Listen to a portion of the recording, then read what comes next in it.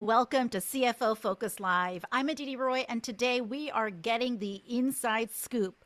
Literally, we're talking real estate strategy, workforce decisions, and supply chain through the lens of one of the most exciting food brands in the country, Salt and Straw. It started as a single cart in Portland, Oregon, and today they're scooping in cities from Seattle to Miami. And the CFO playbook behind that expansion is something every leader in this audience can learn from. Before we get started, a word to those of us joining us today. If you're watching live on LinkedIn, YouTube, Apple, or Spotify, drop your questions into the chat. We'll put the best ones live. I am joined by 4 commercial real estate experts who work with C-suite leaders every day on exactly these challenges, and by Salt and Straw's own Karissa Aleskus. Welcome, everyone. So we're going to start with some quick intros. You have 20 to 30 seconds, who you are, where you sit, what you do. We're going to be starting with Jamie. Take it away. Hello, everyone. My name is Jamie Savage Gray. I'm an occupier broker with CBRE out of the Phoenix office. I specialize in helping corporate users manage their entire real estate portfolios really throughout the country and up into Canada. I love my clients. I love primarily working with the CFOs and the CEOs in this type of economy and all of these hard decision-making processes we're doing. Excuse my sunglasses and my vehicle background. It is work today, and I'm between client tours. So thanks for having me. Thank you, Jamie. Clark, you are up from Chicago. Hey everyone, I'm Clark Evans at JLL. JLL is a Fortune 500 real estate company that's headquartered in Chicago, which is where I'm based. I work with companies on managing their real estate. This entails helping them thinking about what their office looks like, how employees are using the space, where employees should be based, what offices are growing, and then ultimately helping them get those offices. So happy to be here. Thanks, Clark. Kayla, joining us from Salt and Straw's hometown, Portland. Hi, everyone. I'm Kayla Wardenberg. I lead our tenant representation practice here in Salt and Straw's hometown in Portland, Oregon. I work primarily with CFOs and operations lead for office and industrial clients. And although I sit in Portland, most of my work is portfolio or multi-site across North America. So excited to be here to talk about location strategy and ice cream. Can't wait. Thank you so much, Kayla. We're going to hear from all of you in just a few minutes.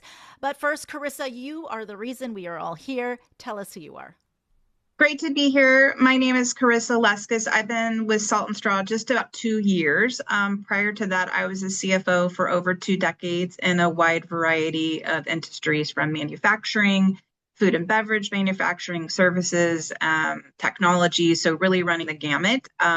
And excited to find myself landing here at Salt and Straw and embarking on this high growth curve that we have laid out before us.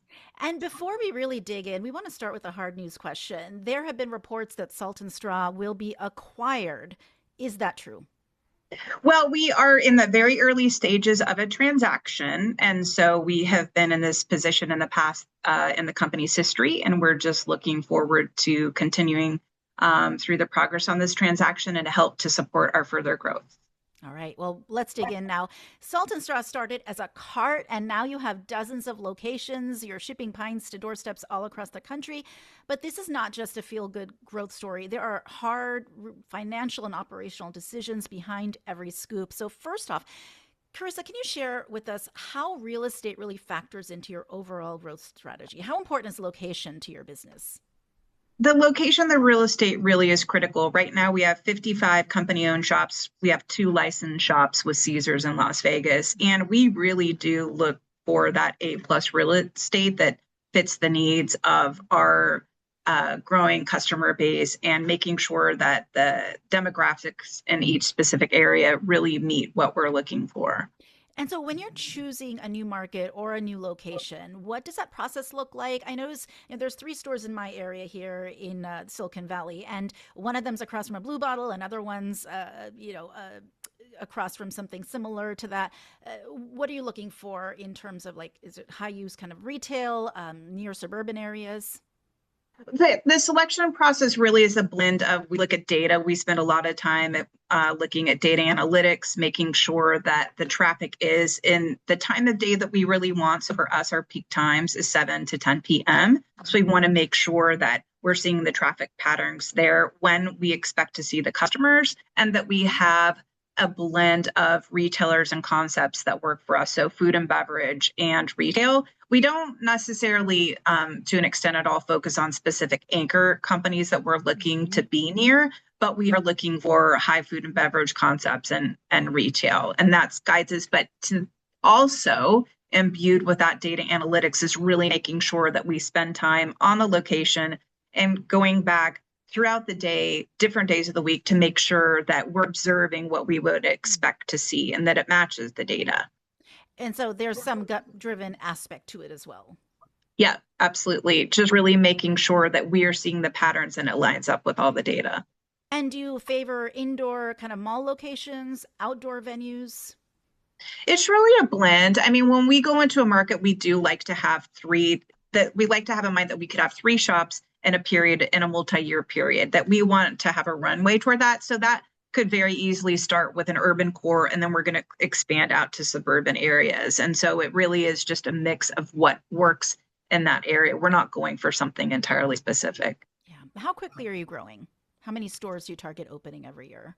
So right now I noted that we're at 55. I'd say by 2030, if we're growing at about 25%, so we're looking at this 20 to 25% range, we could land around 150 by 2030. So it's a good clip. We're looking at a lot of real estate. And as a point of reference, Baskin-Robbins has about 2,100 retail stores across the U.S. But obviously, you don't want to be mass market like them. You want to stay in that premium, more rarefied category. Are all of your stores corporate owned? And do you expect that to stay the case when you reach that 5-year goal? Yeah, so all of our stores are God goodness, I can't speak, corporate owned, except for the 2 that are licensed in Caesar. So we will look at some licensed concepts, but in terms of franchising, we're not entertaining that right now. We are really focusing and thinking about the corporate owned model as we continue to grow. Tillamook is one of Oregon's most iconic food brands. Many of you might have their cheeses in your homes. They've talked very openly about how difficult it is to get their ice cream products east of the Mississippi. You have cold chain distribution costs, spoilage. You're doing it. Obviously, they're a cheese company. We've seen the example with Edie's/Dryers. What did Salt and Straw have to crack that some others haven't done? And what are some of those lessons that you've learned that you've taken forward? Well, for us, it is really an interesting company because we manufacture our ice cream. We have multi-unit 55 shops, and we also distribute it. So from the perspective that we are controlling the supply chain, it is really helpful for us in the distribution side that we can really be interacting with the shops on a very regular, daily, real-time basis. And so some of the market trends could be a little different for some of the ice cream. There might be a preference more in Portland for some of the more seasonal flavors and maybe a little bit different in Florida. So the fact that we are really working so closely with the shops on the distribution side gives us the opportunity to push where we know that the shops need it because we have this early and regular access to the inventory. And we can see quickly where consumption is driving and where shops might need some additional product. So being really nimble with that demand. Absolutely. Staying on the supply chain, you recently announced that you're finally entering grocery, which you had kind of, not done for a while. And it's coming with a new product, which makes me salivate, the Toclet. Explain what that is, and we'll get into some of the supply chain questions. And in addition, you announced that you will be rolling out half pints, which it sounds expensive from a supply chain perspective. So kind of walk us through those decisions. Absolutely. So we are really focused on bringing new novelty concepts into CPG. We've had an opportunity to enter into grocery for quite a long time, but we wanted to make sure that when we did enter that market, we were showing up with something that was really interesting to our guests. And so we had created the Toclet quite some time ago in the Portland markets, and we made them by hand. And so you would have it's essentially very similar to a chocolate taco. So it's a wafer that's in the shape of a taco. And then there's ancho chili ice cream with a little bit of spice in there, not too much of a kick, but a little bit. Okay. And then it's covered with chocolate. And you also have sauces that come along with it to kind of continue that partnership with Taco Bell, right? Yes, exactly. So you have sauces that you can put on top to flavor packets that you can put on top. So. From a product perspective, it sounds fantastic, but even having those individual sauce packets and all of that sounds expensive as the half pint. So at what point, you as CFO, do you make that decision that, what, this is worth the investment? What are some of the factors you consider?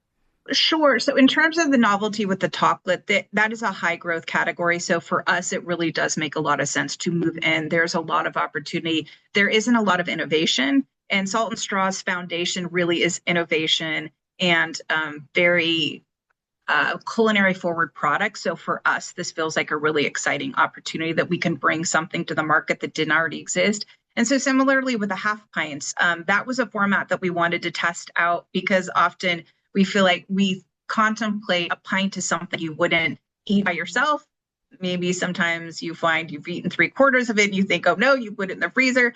So this is really just the opportunity to give folks that opportunity to say, hey, you can go ahead and you can have this half pint and you can grab a couple and really try out different flavors and see that really gets at the heart of Salt and Straw as well, is like it encourages folks to grab a few different flavors. Get guilt-free also. Let's talk a little bit Absolutely. about, we love that, personnel and culture at scale. Salt and Straw has a very distinct culture, which you've spoken about: handcrafted product, local ingredients, real storytelling. How do you hire and train at scale without diluting what makes a customer feel special when they walk into a store? And we know some of those stores have lines, like blocks of lines. And I know that you've spoken about regional, the regional quirks are really important as well. Yeah, absolutely. I mean, and that's just foundational to the company. It's really on the forefront of the founders of every department as we think about our expansion. So it's really critical in the hiring that we are finding and working with folks that are just passionate about what they're doing in terms of offering ice cream, but just passionate about hospitality, passionate about creating a guest experience that is really memorable and that it makes that we're clear that the guests are feeling connected and comfortable when they walk into the shop, because we really want that to be a community gathering place. And so it really goes to the hiring and the training of our team members. For the CFOs and finance leaders watching, what is the metric or operational signal you watch most closely to know that a new location is actually working? What does success look like at, say, month 6? Sure. The primary statistic that I'm watching is really actual sales versus forecasted. So we go into a market, we have an understanding of where we expect that particular market to land given the location. And so we're really closely watching that. And then the corollary to it is, I'm always going to dig in further into the details. So what's driving it? What do transactions look like? What does the average ticket size look like? And then over time, labor will pull down a little bit. So what is the pace at which that is kind of pulling down as the guests or the scoopers are more comfortable with their new positions? And you're growing in a challenging consumer environment. Premium ice cream is considered as a considered purchase, and people are watching their wallets these days. What is the hardest strategic tension that you're managing right now?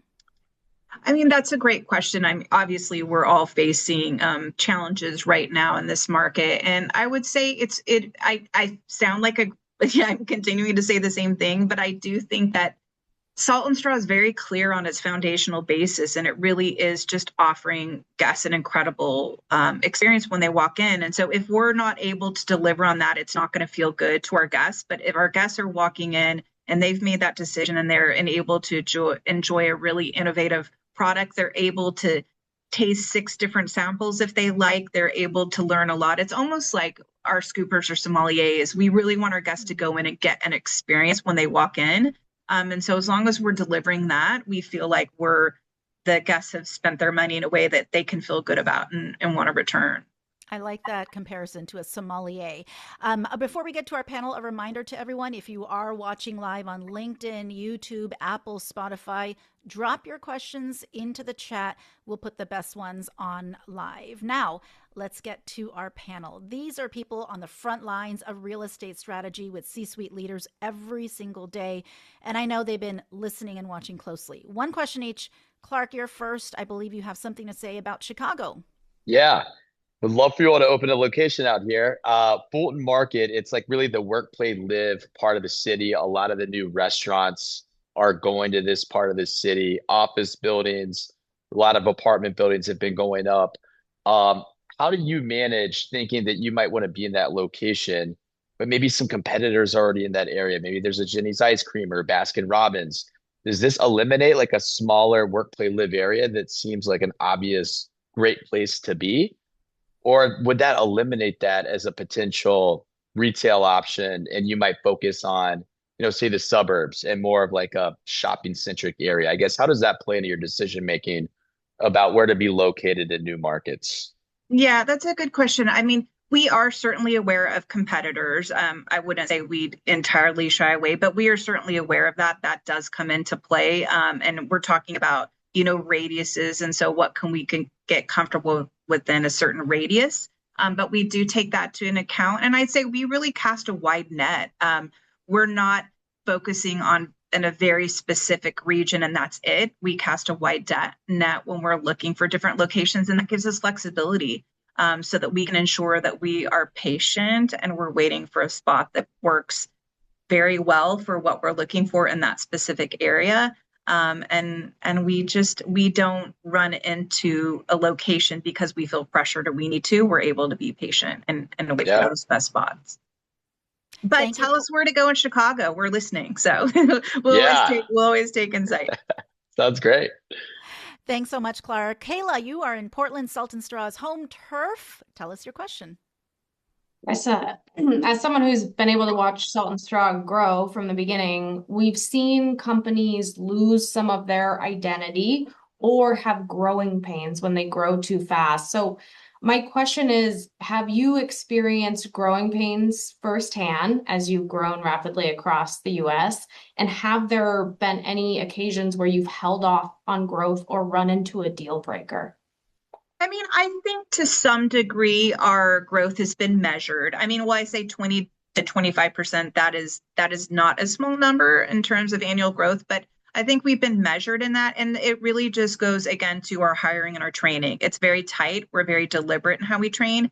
And then also in terms of identity, when we go to new locations, we really look to partner with that specific area. So we recently opened shops in both Dallas and Fort Worth, and we did a collaboration with Frito-Lay, a brand that's been in the region for over 100 years. It's beloved, and we did a sundae. So it's just really fun to do a Frito-Lay sundae. And really just partnering. We always partner with local community organizations and nonprofits. So when we do, and that's foundational to our company. So it all feels very authentic as we're moving forward. We're holding on to our foundational core, but we're also trying to integrate within the community and work in a way that meets best for that local region. Thanks so much, Kayla. Jamie, we'll give you your turn from Phoenix. Hi, Karissa. So obviously Phoenix is part of like the Sun Belt. We've seen like huge growth opportunities like in COVID and coming out of COVID. We're seeing a lot of our real estate change, whether it's office, retail, multifamily, and everybody's getting along and kind of coming together now and being friends. Well, we're lucky enough in Phoenix that you guys have expanded 3 locations. Can you just give us some insight into like, for example, you guys decide you want to come to a Sunbelt state, you want to come to Phoenix. What's that internal process? Is it somebody lived in Scottsdale, Arizona at one point, has insight? Is there is there a team internally? Like, what does that look like when you're expanding brand new into a new city and state? Yeah, that's a great question. So, I mean, we do have an expanded team that is looking. We have a real estate development team with very strong experience nationwide. And so that's critical in this decision-making process. But the co-founders, Kim and Tyler, they're involved heavily in every decision. And so we will be simultaneously looking at many markets, but there are a lot of market tours that go in the process of developing a new market and looking and seeing where we should go. There are many visits, like I said, late night visits, between the 7 to 10 p.m. range, going during the day. And also obviously supported by a lot of data and analytics, but a lot of boots on the ground and making sure that we're comfortable before we jump in. Thanks, Jamie, for your question. And we are opening it up right now. If you're watching live on LinkedIn, YouTube, Apple, or Spotify, drop your questions into the chat right now. We'll put the best ones live. I see Teresa has a question. Teresa, would you like to ask your question live? We'll wait for a second. If not, I'll read what you wrote in the chat. Sure. Hi, Teresa Hegdahl. I'm just curious, when you think about the restaurant operating model and scaling, how do you think about the business drivers and where you allocate the investment really to drive sales? in terms of operations, marketing, technology? How do you think about that? Well, I mean, so as we're approaching this 25% growth, or 20 to 25, I mean, we are obviously spending a great deal on the operations side. So we're investing in the new shops and currently really thinking about the technology piece, ensuring that technology is growing at such an incredible pace. So ensuring that we are investing and supporting our operations in terms of up-to-date labor so that they can make the best choices around labor. Also, we talked about the logistics and inventory. You know, there's a lot of opportunities to really, we can use different technology to improve and make those decisions even more quickly. So I say we're really leaning into the technology side, but we are incredibly aware and supportive of the ops team that we need to support them and make sure that we are meeting the needs so that we can provide the best service possible. So really supporting that ops team. Thank you so much, Teresa. And while we're waiting for others to chime in on their questions, again, put them directly into the chat. But Karissa, I'll ask you, I know we have spoken about, going back to that real estate bucket, the importance of patience. Can you describe how patience factors in to your strategy on new store expansion? Yeah, absolutely. So again, because we're not focusing entirely on specific regions, and now at 55 shops, we can do some fill in, right? So it's a combination of new markets, but we can also fill in the existing markets, and there's continued area to grow all throughout the West Coast, obviously. And so that really helps support so that if we want to open 12 shops in a year, we can really cast that wide net and make sure that we're not putting ourselves in a corner that in order to hit a specific goal in terms of number of shops, we have to be in this area. We don't paint ourselves into that corner. So it really gives us the ability to be patient. And if that spot isn't ready where we really want it, we can go somewhere else and pivot. So it's exciting to hear from even earlier in our discussions about different places where you and someone had mentioned Abbot Kinney in Southern California. That's an exciting spot in terms of the retail mix. What's the longest you've ever had to wait for the right spot? I believe in the Seattle area for Queen Anne, I think we waited close to 10 years for the spot. So we're pretty excited. We when we find a spot we really want it, we will hold out. So that was an area that we really thought about for a long time and waited. And while we wait for other audience questions, let's go back to our panelists and see if they have questions. Kayla, do you have another question for Karissa? Yeah, you talked a little bit about logistics and supply chain strategy. I think you mentioned having 4 sites across the US. How do you guys view, how do you do cold storage? Are you a hub and spoke model? What is your logistics strategy? Yeah, so we have, in terms of national shipping, we have 4 different warehouses that we ship to. And so that does help a bit with the last mile expense. And so we are really, as everyone, I'm sure of the CFOs are experiencing high transportation costs, we are really continuing to monitor that and do what we can to manage those costs effectively. So that's something we continue to monitor. And as we open new markets, really ensuring that we get those warehouses close to that area so we can cut down those transportation costs and make sure that we're able to deliver our product timely. Kayla, great question. Clark, let's go to you in Chicago. Do you have a next question for Karissa? Yeah, I know you use this data-driven approach when expanding to new markets, but do you find yourselves mainly going to like downtown areas or mainly like suburban areas? What are some trends that you've been seeing from the real estate development team in terms of like how they're picking their locations and why they ultimately choose certain locations that they're signing leases at? Yeah, I mean, that's a good question. It tends to be a combination of the two. So we are not set on specifically urban centers, and then we don't necessarily just want to be in the suburban area. So it's a combination. We might often find ourselves more in an urban center initially, and then we build out and move into the suburban area. But it's a combination of both of those locations. All right. Thanks so much, Clark. Jamie, question from you. Yeah, I think, with today, the commercial real estate market has changed for the better. We talk about culture, we talk about amenities, we talk about walkability, getting the buy-in, right, to the brand, regardless if it's office space, industrial space, retail space. I know, Karissa, you mentioned you've been there for a couple of years. You came on as interim, and now you came on permanently. What was it? it's not just the flavors of the ice cream, but culturally and the co-founders, what got you to want to stay and be permanent? Oh, that's such a great question. I mean, I'd been a CFO for 20 years and worked in a lot of different companies, and I was even consulting for a while. So I mean, you alluded to that. I started consulting for CFO, I'm sorry, for Salt and Straw.